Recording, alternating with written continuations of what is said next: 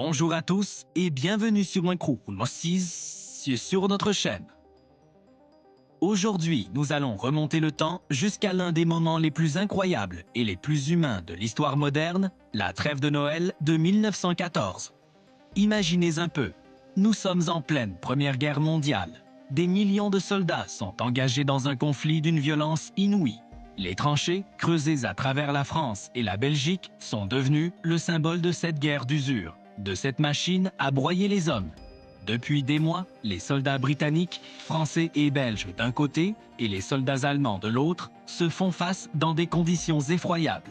La boue, le froid glacial, les rats, la peur constante des bombardements et des assauts, voilà leur quotidien. L'espace qui les sépare, le No Man's Land, est un terrain dévasté, jonché de barbelés et de corps. La haine de l'ennemi est martelée chaque jour par la propagande. Pourtant, au milieu de cet enfer, quelque chose d'extraordinaire va se produire.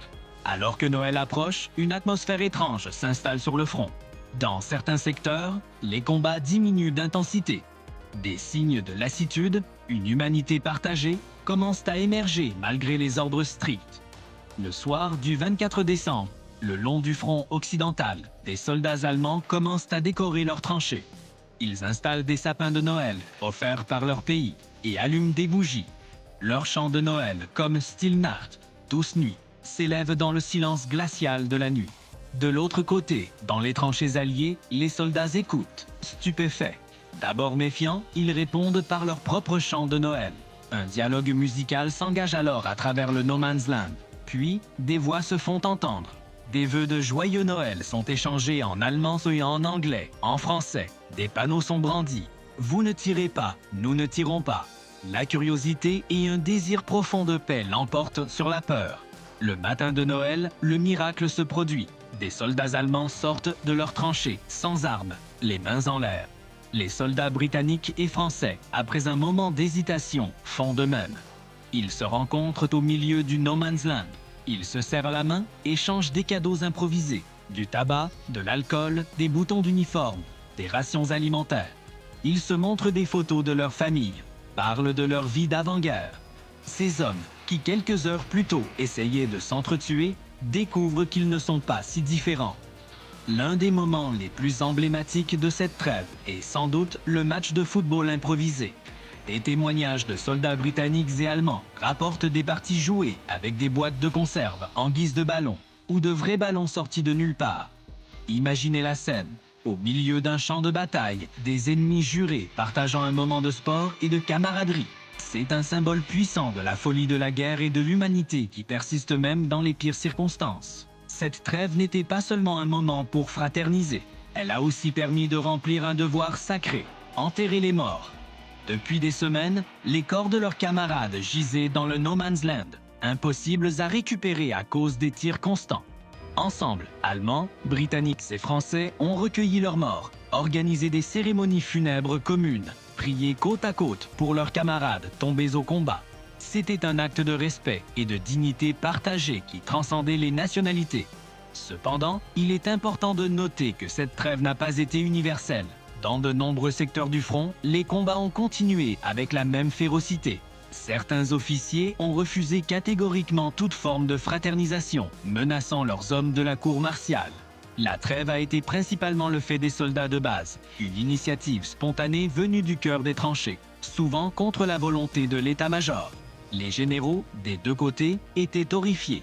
Pour eux, fraterniser avec l'ennemi était une trahison, une menace pour la discipline et la volonté de combattre. Dès que les hauts commandements ont eu vent de ces événements, ils ont tout fait pour y mettre fin. Des ordres stricts ont été envoyés pour reprendre les hostilités. On a ordonné des bombardements d'artillerie pour forcer les hommes à retourner dans leurs abris et à se haïr de nouveau. Les unités qui avaient fraternisé ont été déplacées vers d'autres secteurs du front pour briser les liens qui s'étaient constamment créés.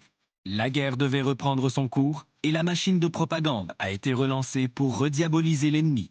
Dans les années qui ont suivi, la censure militaire a tenté d'effacer le souvenir de la trêve de Noël. Il ne fallait pas que le public sache que les soldats n'avaient pas une haine innée de l'ennemi, mais les lettres des soldats à leurs familles, leurs journaux intimes, ont conservé la mémoire de cet événement extraordinaire.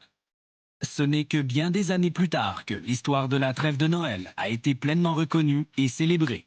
Aujourd'hui, la trêve de Noël de 1914 reste un témoignage puissant. Elle nous rappelle que même au cœur des conflits les plus sombres, l'humanité peut trouver un chemin. Elle nous montre que derrière les uniformes et les drapeaux, il y a des êtres humains avec les mêmes espoirs, les mêmes peurs et le même désir de paix. C'est une lueur d'espoir qui nous interroge sur la nature de la guerre et sur notre capacité à choisir la fraternité plutôt que la haine.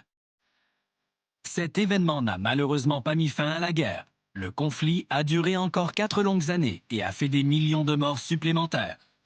Les Noëls suivants n'ont connu aucune trêve de cette ampleur. Les autorités militaires avaient pris leurs précautions. Mais le souvenir de 1914 est resté gravé dans la mémoire collective des soldats. Alors, que pouvons-nous retenir de cette histoire?